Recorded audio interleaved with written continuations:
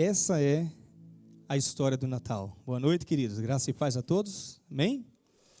Essa é a história do Natal, que nós, cristãos, entendemos, sabemos, porque nós cremos num Cristo que veio, num Jesus que veio, não é?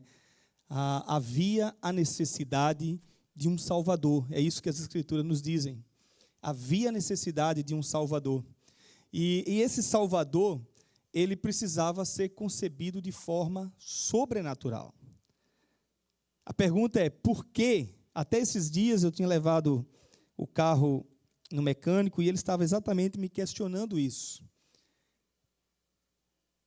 Eu estava dizendo que, de fato, era necessário ele ser concebido de forma sobrenatural, por obra do próprio Deus, porque não havia um homem sequer nesse mundo que tivesse a plena condição de pagar o preço do pecado.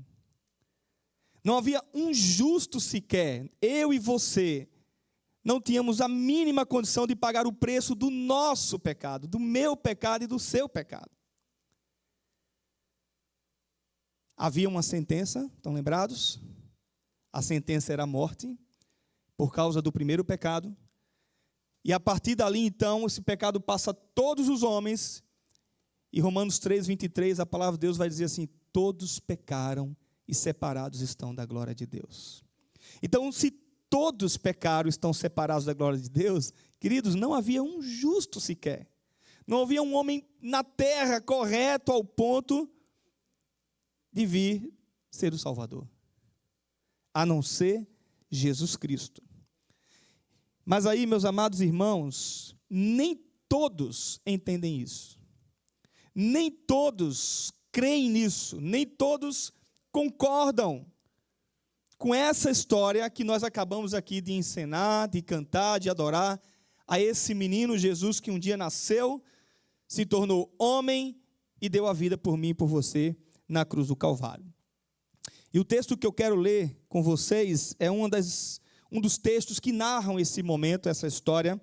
E eu queria mostrar para vocês dois tipos de pessoas que nós encontramos no Natal, duas características nas pessoas que nós encontramos nesse Natal.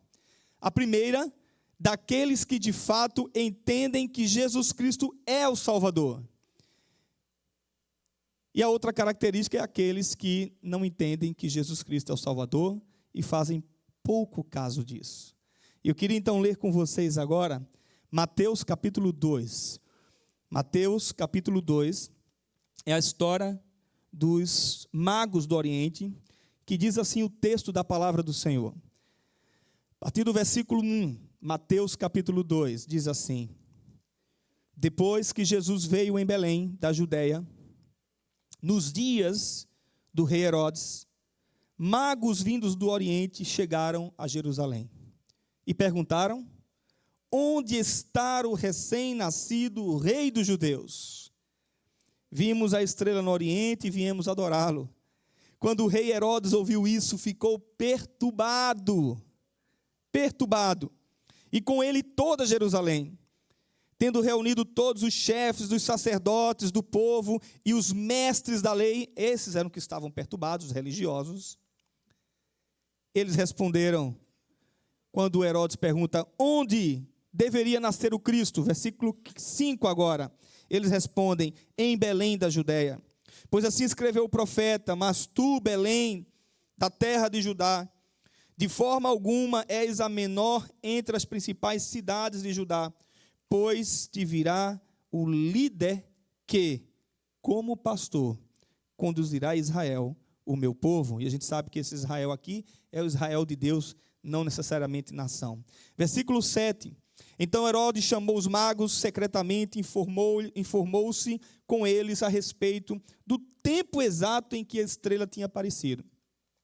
Enviou-os a Belém e disse, vão informar-me com exatidão sobre o menino. Logo que o encontrarem, avise-me, para que eu também vá adorá-lo.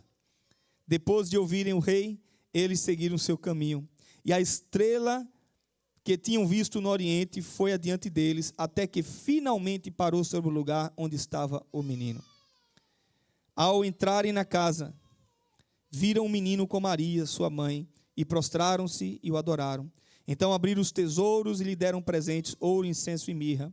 E tendo sido advertidos em sonho para não voltarem a Herodes, retornaram à sua terra por um outro caminho. Vamos orar mais uma vez, feche seus olhos.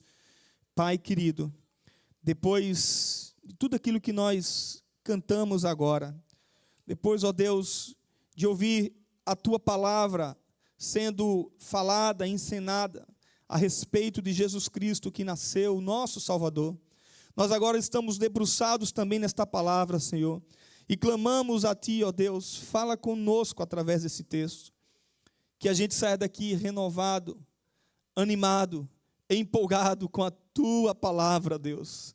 Ó Pai, ó Espírito Santo de Deus, ministra aos nossos corações, e não nos deixa, Senhor, sairmos daqui da mesma forma como nós entramos. Em nome de Jesus nós te oramos, em nome de Jesus, que Jesus Cristo, meu Deus, cresça, e que o Senhor me ajude a diminuir sempre, para a glória do Teu santo nome, em nome de Jesus, amém, amém. Vamos entender o contexto aqui do texto que nós lemos a partir do versículo 1, tá bom? A partir do versículo 1, a gente vai ver então a narrativa de quando o escritor de Mateus começa a falar a respeito de onde Jesus haveria de nascer, não é? O versículo 1 vai dizer que ele nasceu em Belém da Judeia, e a gente sabe que isso é um cumprimento de uma profecia, a profecia está no próprio texto, mas diz um outro detalhe, diz que foi na época do rei Herodes. Jesus nasceu na época do rei Herodes. Só para a gente entender um pouquinho isso, a gente vai lembrar que Roma havia assumido Israel, né, como um grande império que Roma era, havia invadido, destruído tudo e tomou a nação e subjugou a nação ali no ano 63 a.C. E ali então, Roma passou a ter domínio sobre Israel, né, e Jesus então nasceu em Israel, que fazia parte do Império Romano, parte do Império Romano. O imperador nessa época era Gálio Júlio César, VIII, e eles eram como costumeiramente chamados de César, não é? Por isso então o nome dele ficou como César Augusto. E o imperador, ele não conseguia dominar tudo, né? Porque ele estava em Roma, a capital, e ficava muito distante dos outros lugares que eles invadiam e possuíam e tomavam conta. Então eles estipuliam reis para cuidar das províncias romanas. E o texto então vai dizer para nós aqui, deixar muito claro para nós, que Herodes foi o instituído pelo imperador, para ser o rei da Judéia. E é nessa época então que Jesus nasce, tem tudo a ver com o contexto do texto que nós acabamos de ler aqui. E é isso que eu quero mostrar para vocês, que Herodes, ele representa, Herodes, o rei da Judéia, representa para nós aquelas pessoas que não entendem o Natal. Aquelas pessoas que esquecem do verdadeiro sentido do Natal.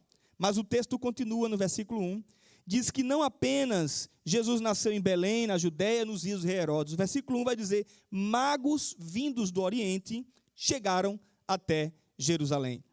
Ou seja, de forma sobrenatural, o texto vai deixar claro que uma estrela guiou esses homens até onde Jesus havia nascido, para que eles pudessem vir e ali adorar a Jesus e entregar presentes. Só uma curiosidade aqui que eu queria deixar claro para a gente, até a gente brincou, eu e Léo, essa semana por telefone, até porque Léo fez a pintura das coroas, né? E a gente estava conversando, eu e Léo brincando sobre isso.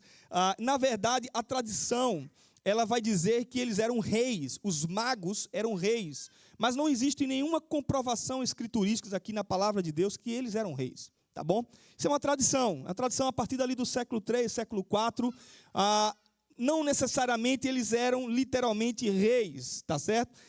Como a gente costumeiramente falamos, e não tem problema nisso também não, porque na verdade, alguns entendem que Isaías 60, versículo 3, vai mostrar quando fala que reis vindo de todas as nações para adorar, tem a ver com esses três reis aqui, que também, a segunda curiosidade, é que não eram três. Não necessariamente o texto deixa claro para nós que havia um número definido. Então, muito menos se eles eram reis, o texto não é claro sobre isso.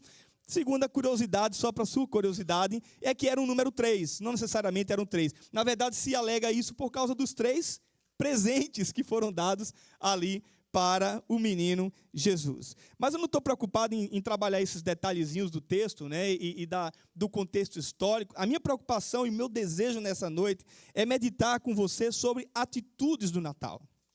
E aqui então eu quero dizer que assim como Herodes representava aqueles que fazem pouco caso do Natal, do nascimento de Jesus, os reis ou os magos do Oriente, né, eles representam aqueles que de fato reconhecem quem é Jesus.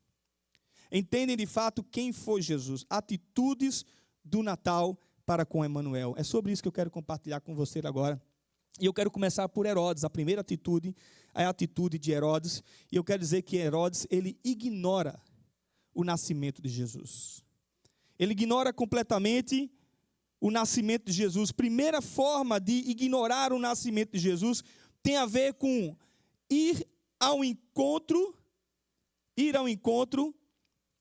dos meus objetivos. Presta atenção no que eu vou dizer para você. Primeira coisa que eu quero dizer é que quando Herodes ignora que Jesus nasceu, esse ignorar tem a ver com ir de encontro aos objetivos pessoais daquele homem. Por quê, pastor? Porque essa é a primeira atitude de Herodes, ignorar, ter a ver com o Natal, ir ao encontro dos meus objetivos pessoais. Sabe por quê, queridos? Porque o texto do versículo 3 vai dizer que ele ficou completamente perturbado. O versículo 3 vai dizer que ele ficou completamente incomodado com o fato de 3 homens virem lá do Oriente anunciar que nasceu o Salvador, que nasceu o Rei dos Reis, o Senhor dos Senhores, e eles ficaram completamente perturbados, ignorando aquilo. Sabe por quê? Porque isso afetava os interesses pessoais de Herodes. Quais eram os interesses pessoais de Herodes? Era que não se levantasse um rei para ir de encontro ao Império Romano. O interesse pessoal de Herodes era que, se isso acontecesse, se levantasse uma rebelião na nação de Israel contra Roma, ele perderia o seu bom cargo de rei da Judéia. O seu interesse pessoal, as suas intenções pessoais, fazia com que Herodes fizesse pouco caso que de fato nasceu um Salvador. Não interessava para ele isso. E aqui eu quero trazer uma aplicação para nós nesse momento. A aplicação para a minha vida e para a sua vida é que muitos não querem saber do Emanuel. Muitos não estão preocupados com o nascimento de Jesus no período natalino. Estão nem aí, fazendo pouco caso, porque Jesus vai de encontro aos seus interesses pessoais. E isso incomoda, isso perturba. Porque eles ignoram que Jesus veio e Jesus tinha objetivo, prioridade. Jesus queria transformar vidas e não ser um rei comum, e não fazer uma rebelião contra Roma. Jesus, na verdade, veio salvar o homem dos pecados, e isso transformaria a vida das pessoas. Seguir a Jesus implicava adorar a Jesus, e ao encontro até chegar a Jesus, como os reis magos fizeram, para adorar a Ele. E a gente percebe, queridos, que isso ia de encontro aos interesses pessoais de Herodes, como vai de encontro aos nossos interesses pessoais. Sabe por quê? Porque muitas vezes nós colocamos outros deuses no lugar daquele que deve ser literalmente adorado. A gente coloca nossos filhos, a gente coloca esposa, marido, pais, dinheiro, recursos, profissão, trabalho. A humanidade caminha em direção de buscar os seus próprios interesses, e cada vez mais isso está crescendo, isso está aumentando. A Bíblia diz que nos últimos dias o amor de muitos esfriará, e de fato é isso que a gente tem visto.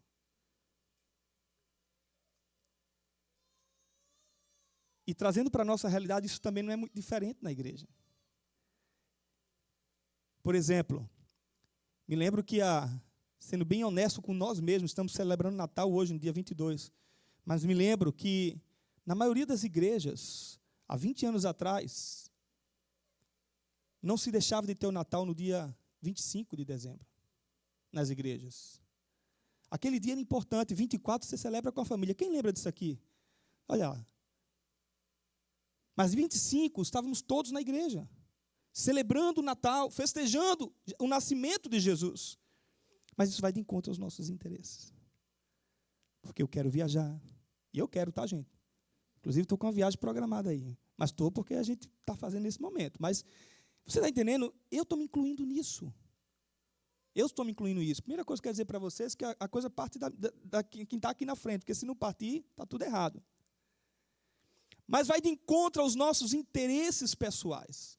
A gente precisa entender que Jesus é mais importante na nossa vida do que qualquer outra coisa, irmãos. Ele veio ser o nosso Salvador. Ele, de forma sobrenatural, veio a esse mundo para dar a vida por nós, que não havia um justo sequer. E Ele deu a vida pelos nossos pecados. Herodes ignora. E ignorar também tem a ver com buscar saber dele, mas não querer se envolver com ele. O texto vai dizer, versículo 4, Herodes pede informações aos magos. Versículos 5 e 6, os magos respondem às informações que Herodes estava precisando. Onde vai nascer? Em Belém da Judéia. Versículos 7 e 8, ele mente para os magos, dizendo assim, olha, quando vocês encontrarem o menino Jesus, me avisem, porque eu quero ir adorá-lo. Eu quero ir lá adorá-lo. Você sabe o que significa isso? Ignorar tem a ver com querer saber dele, mas não se comprometer com ele. A intenção, na verdade, a gente sabe disso, por isso que ele mente, era exatamente o desejo de Herodes, era matar a Jesus. E se você for ver o restante do texto, você vai saber disso, você vai lembrar disso. Ele manda matar todos os recém-nascidos, porque os magos não voltaram para Herodes.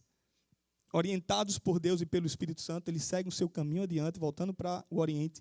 E eles não voltam para Herodes para dizer onde Jesus estava. Então ele, furioso, resolve matar todo mundo. Mas ele buscou saber quem era Jesus. Ele buscou saber, tanto é que os magos disseram para ele, é o rei dos judeus. Ele buscou saber onde ele estava, quem ele era, como ele era. Mas ele não estava preocupado em buscar saber de Jesus, para se relacionar com Jesus, para ir adorar a Jesus. Ele simplesmente ignorou o nascimento de Jesus, mesmo buscando informações a respeito de Jesus. Tem sido assim também a atitude de muitos. Essa atitude de que as pessoas, elas vão às igrejas, elas buscam saber quem é Jesus, elas escutam a respeito de Jesus, mas elas não estão preocupadas em se relacionar com Jesus. Pelo contrário, muitas das pessoas estão matando Jesus em seu coração. Tomam conhecimento sobre ele, mas não têm tido nenhuma vontade de se relacionar com ele. Trazendo isso para mim e para você também como igreja. Fala sério, domingo após domingo, nós sabemos quem é Jesus. Nós conhecemos um pouco mais de Jesus. Nós aprendemos um pouco mais sobre ele. Quem ele foi, o que ele fez. Domingo após domingo, nas igrejas, nós estamos aqui. E os cristãos estão por todos os lugares, ouvindo a respeito dele. Mas muitas igrejas estão cheias de pessoas que vão lá, ouvem a respeito dele, buscam informação a respeito dele, mas não se relacionam com ele. Ignorar também tem a ver com fazer parar o Natal, acabar com o Natal. O texto seguinte, versículo 16, quando Herodes percebeu havia sido enganado pelos magos, ficou furioso e ordenou que matassem todos os meninos de 2 anos para baixo. O objetivo de Herodes, daqueles que não entendem o Natal, é fazer parar o Natal. A pergunta é, como é que o mundo lá fora está fazendo parar o Natal? Sabe como? Quando as confraternizações de fim de ano, os amigos secretos, os enfeites natalinos, os encontros de jantares, todas essas coisas boas, e eu as amo. Para mim não tem festividade mais linda e que aproxima mais as pessoas umas das outras do que o Natal. Para mim, eu fico esperando o ano inteiro chegar o Natal, sério. Gosto da Páscoa também, mas eu gosto do Natal. Esse clima do Natal é muito gostoso. Luzes na rua, tudo enfeitado. a gente se encontra com os amigos, a gente tem as confraternizações, daqui a pouco ali a gente vai ter nosso jantar.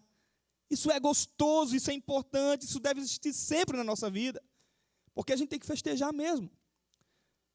Mas a gente faz parar o Natal quando tudo isso me faz esquecer o que é o Natal.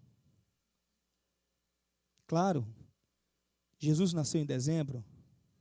Não, isso também é tradição. Ninguém sabe ao certo qual foi literalmente o mês em que Jesus nasceu. Alguns apontam para janeiro, outros apontam para fevereiro, outros apontam um pouquinho para depois. Não importa. Não importa. O que importa é termos um dia para celebrarmos que Jesus Cristo veio a esse mundo por mim e por você. Então, quando a gente de fato coloca todas as outras coisas que a sociedade jogam para nós como se fosse o Natal, é o Papai Noel, são as árvores, tudo isso, e a gente esquece o verdadeiro sentido do Natal, você está fazendo parar o Natal.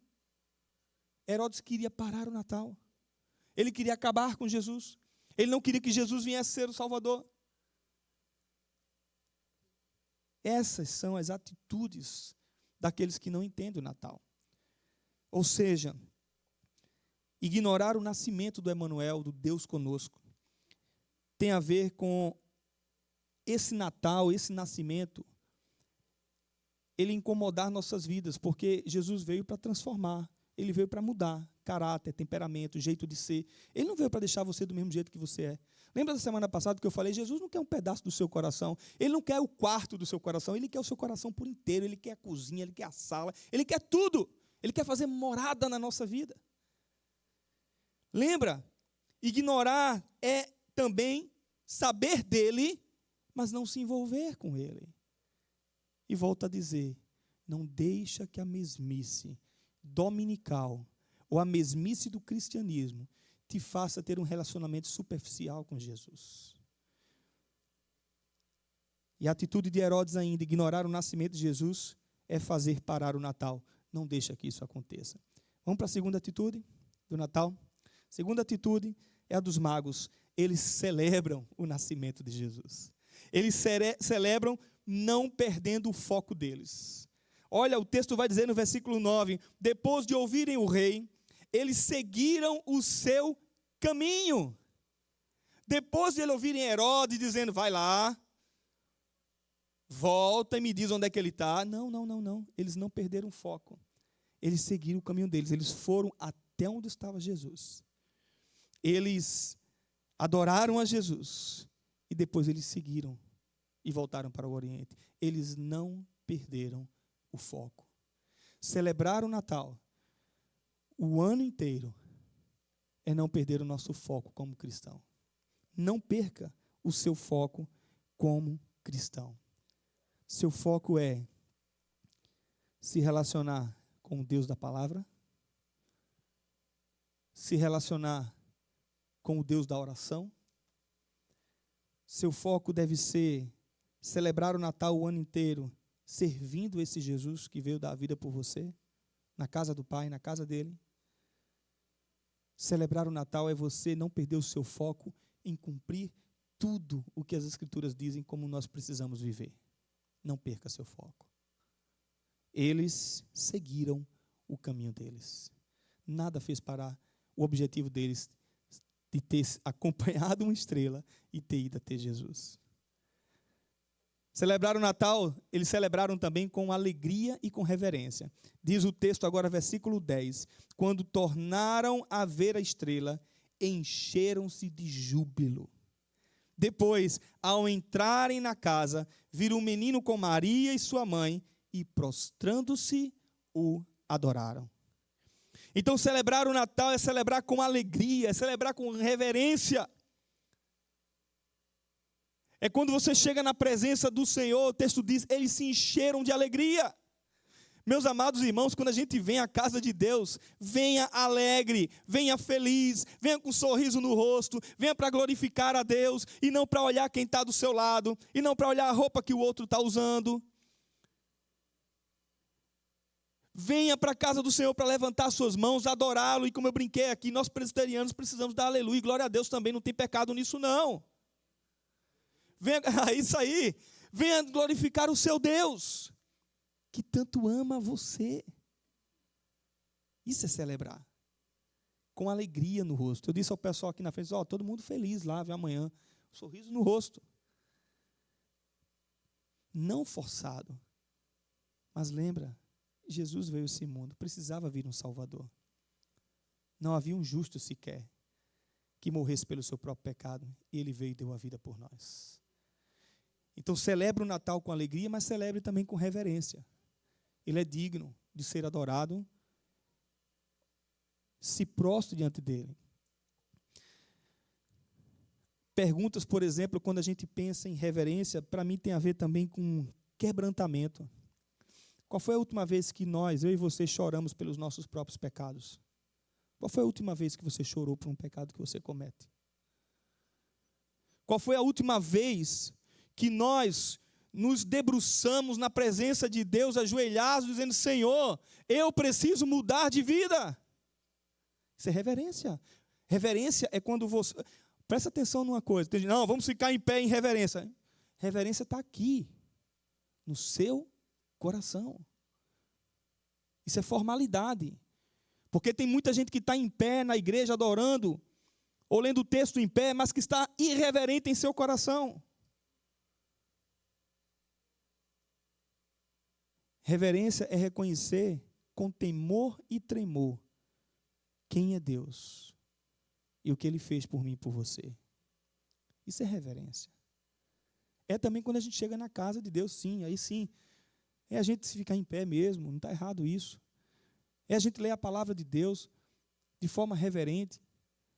Mas cuidado para que esses jargões evangeliqueis, como eu brinco aqui, cuidado para esses jargões, essa superficialidade do cristianismo. Enquanto um rodopia, o outro tem que ficar em pé e dizer que isso é adoração. Adoração é aqui dentro. Adoração sou eu e você. Então isso é reverência. Mas o texto continua dizendo que eles o adoraram. Então adore ao Senhor. Depois celebrem dando o que tem de melhor. Eles celebraram dando o que eles tinham de melhor. Versículo 11, então abriram seus tesouros e deram presentes, ouro, incenso e mirra.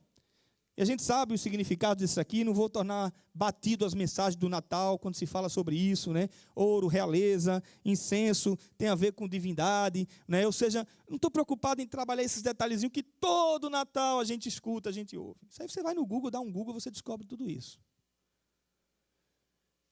Mas eu quero trabalhar aqui agora que eles celebraram o Natal, os magos, eles celebraram dando o que eles tinham de melhor para Jesus. E a pergunta que nós temos que fazer é, será que eu celebro o nascimento de Jesus para viver, morrer, ressuscitar como Deus e como homem e voltar para a presença do Pai? Será que eu celebro tudo o que Ele fez, ensinou e o que Ele deixou para sermos como igreja, dando o nosso melhor para Ele? O que é que você tem de melhor para dar para Deus? Pensa agora.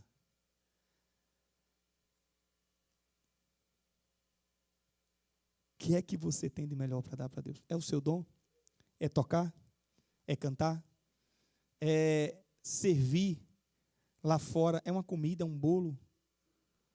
Brinquei com Dona Conceição hoje, dizendo assim, precisamos, só quero chamar a senhora de Socorro, não sei porquê, mas é Conceição.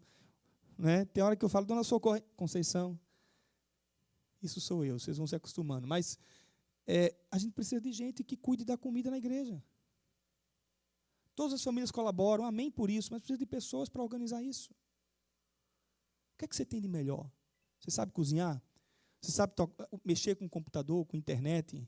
Você sabe usar Instagram? Você sabe usar Facebook? Você sabe usar TikTok? Né, aquelas coisinhas. O que é que você sabe fazer de melhor? Não, eu gosto de lidar com pessoas, eu gosto de me relacionar com pessoas. Eu sou bom nisso. Sirva. Sirva a Deus com o que você tem de melhor para dar para Ele. Jesus não estava, ele ainda bebê, claro, não podia nem falar ainda, mas certamente ele não estava preocupado com ouro, com incenso e mirra. Isso tem símbolos relacionados ao Cristo que havia de vir. Mas, de fato, esses homens andaram até Jerusalém para dar dos seus tesouros. O que é mais precioso para você? É seu carro?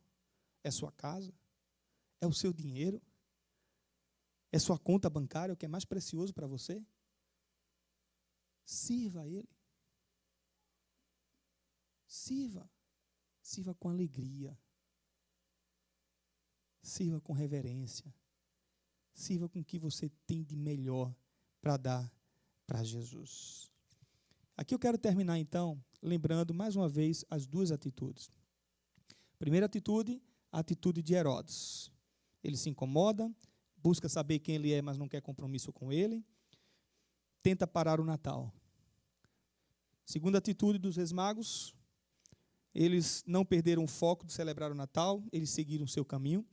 Celebraram o Natal com alegria e reverência, prostraram-se e adoraram, e eles deram o que tinham de melhor para Jesus. Pergunta é, qual vai ser a minha e a sua atitude? A gente está chegando ao final do ano. Estamos chegando aí a poucos dias de terminar o ano. E todo ano a gente faz reflexões, não sei se você faz, mas eu faço. Como foi meu ano? O que é que eu fiz? O que é que eu posso fazer mais? E aí, meus amados irmãos, às vezes até a gente faz promessas, faz votos. Cuidado com isso. Mas lembra, qual é a atitude que você vai ter nesse final de ano para com Jesus, o Natal? Você vai se comprometer mais com Ele? Você vai ler mais a Bíblia? Você vai orar mais? Você vai conhecer mais a palavra? Você vai vir à igreja com mais frequência, porque Hebreus vai dizer, não deixemos de congregar como é costumes de alguns. Igreja de internet não é igreja, a gente transmite nosso culto, tem pessoas assistindo. E a turma está atenta. Fica lá sempre me mandando alguma coisa. Tem gente que assiste, não são muitos, mas assistem.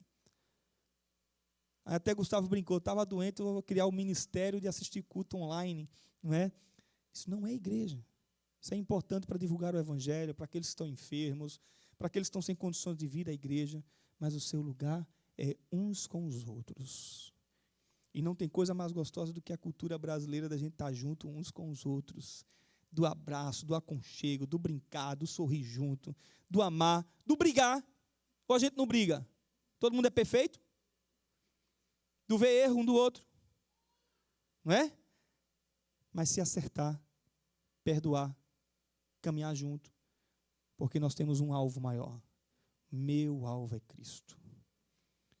Hebreus capítulo 12 diz, olhando firmemente para o autor e consumador da fé, Jesus. É só olhar para Ele. Corramos a carreira que nos está proposta. Que a minha e a sua atitude seja a dos magos e não a de Herodes, de ignorar o Natal. Para, nesse final de ano aí, nessas confraternizações, a equipe de louvor já pode vir para cá. Para nesse final de ano com sua família, onde você estiver. Vai ser legal, vai ter amigo secreto, vai ter isso, vai ter aquilo outro. Ok, vai ter presente lá na árvore. Não tem estresse com isso. Mas para celebrar Jesus. Para orar, para agradecer por Ele ter vindo ao mundo. Ele deu a vida por você. Gente, você já parou para pensar, presta atenção. Você já parou para pensar que o eterno, Deus, Criador, Todo-Poderoso, que não tem início, meio e fim, que não tem forma humana, Ele assumiu uma forma de homem por amor a você? Que fantástico isso. Mas a mesmice do cristianismo, do ser cristão evangélico, eu não gosto da palavra crente, porque crente até o diabo é. Mas a mesmice disso torna a gente insensível para com Jesus. Não deixemos isso acontecer em nós. Ele assumiu uma forma humana, se fez servo, Filipenses capítulo 2. e não julgou com usurpação o ser igual a Deus, mas assumiu uma forma humana e se tornou servo por mim e por você. Vamos orar? Pai querido, que nesse Natal não esqueçamos o verdadeiro motivo de estarmos reunidos como igreja, mas que não esqueçamos também o verdadeiro motivo de sermos cristãos, de servir ao Senhor com amor, com alegria, sem forçação de barra, com temor, com tremor, com reverência, com adoração, com júbilo ao Senhor, que é digno de receber o nosso louvor. Tu és digno nos céus e na terra de receber toda a adoração do teu povo que aqui se encontra. Não nos deixa, Senhor, sermos como Herodes, que domingo após domingo viemos à igreja buscar informações a respeito de Jesus, mas que não quer nenhum relacionamento com Ele, que o temperamento, os vícios, os deuses nos faz apagar Jesus em nossas vidas. E pior, ó Deus, nos faz envergonhar muitas vezes o verdadeiro evangelho de Cristo. Ó Deus, ajuda-nos, Pai. Somos pecadores. Nos ajuda a sermos como os magos, darmos o nosso melhor para Ti. Que coloquemos um propósito como igreja, uma igreja nova, começando, um grupo ainda pequeno. Coloquemos um propósito, ó Deus, de dar o nosso melhor para Ti, de entender que ainda não somos uma igreja estruturada e organizada, estamos em plantação. Não nos deixa vir aqui para esquentar bancos, mas servir ao Senhor com alegria e dar o nosso melhor para Ti, tirar os nossos tesouros do coração e colocar o Senhor no lugar deles, em nome de Jesus.